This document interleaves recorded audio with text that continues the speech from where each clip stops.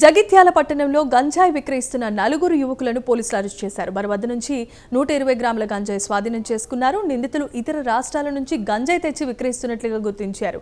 గంజాయి అక్రమ రవాణాపై ప్రత్యేకమైన నిఘా కొనసాగుతోందని, మాదక ద్రవ్యాల అక్రమ రవాణాపై కఠిన చర్యలు తప్పవని హెచ్చరించారు సిఐ కరుణాకర్.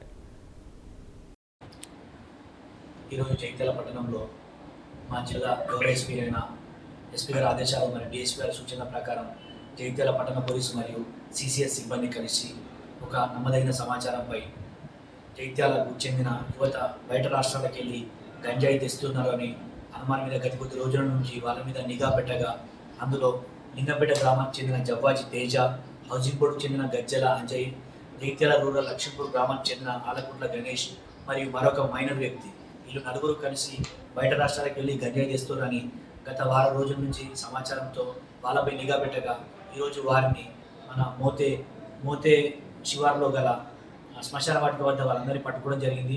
వీళ్ళ వద్ద నుంచి 120 గ్రాముల గంజాయిని పట్టుకొని సీజ్ చేయడం జరిగింది. వీళ్ళందరినీ కూడా అరెస్ట్ చేయడం జరిగింది. ఎవరైనా మీ యొక్క పిల్లలు కానీ ఎవరైనా బయట రాష్ట్రాలకు టూర్లు వెళ్తున్నామని చెప్పి వెళ్తుంటే తల్లిదండ్రులు అందరూ కూడా వాళ్ళను జాగ్రత్తగా గమనించి మీరు బయట టూర్కి వెళ్తున్నారా లేదా ఏదైనా గంజాయి కొరకు వెళ్తున్నారా అని తల్లిదండ్రులు వాళ్ళని గమనించాలని కోరుకుంటున్నాను. ఇదే విధంగా ఎవరైనా ఇలా ఇల్లీగల్గా గంజాయిని స్మగ్లింగ్ చేయాలని, గంజాయిని కొన్నా అమ్మినా ఇతరులకు సప్లై చేసినా దీనిపైన ఎవరైనా చేసినట్లయితే వారిపైన కఠిన చర్యలు తీసుకోబడతాయి.